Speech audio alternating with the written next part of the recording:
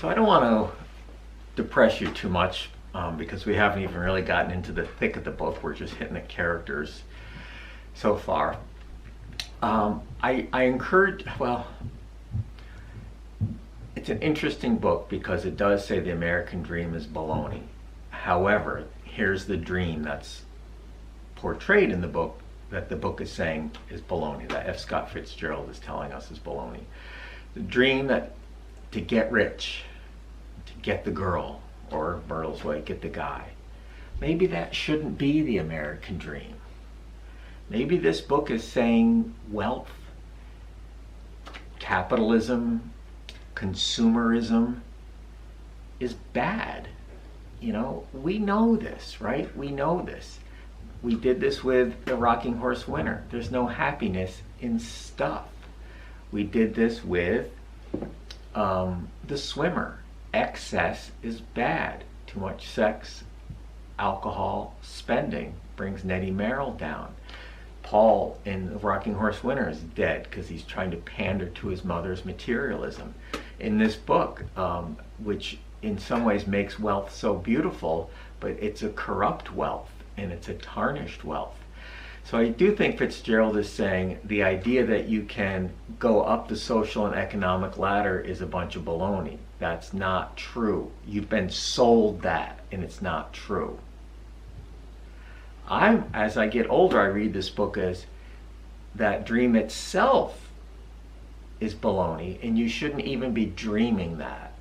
And the longer I live, the more I realize that's not what you should be going for, right? These people don't have meaningful relationships with one another.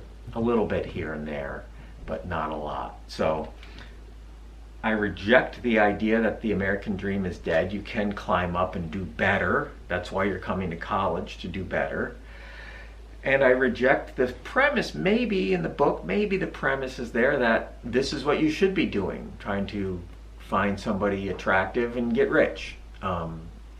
That might not be a bad thing, Shane, it's okay.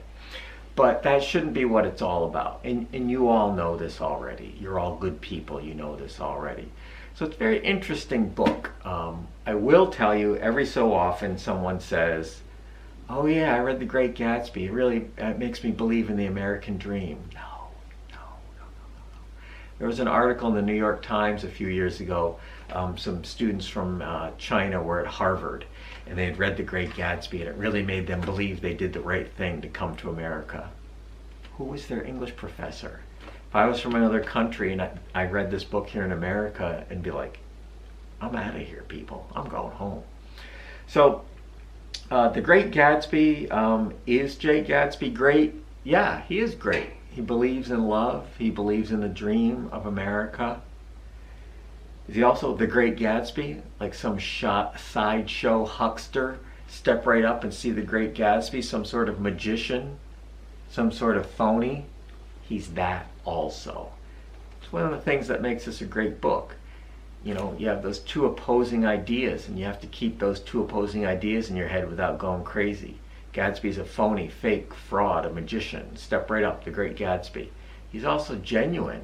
He believes in Daisy and in love and all of that. So that's our introduction to the characters of the book.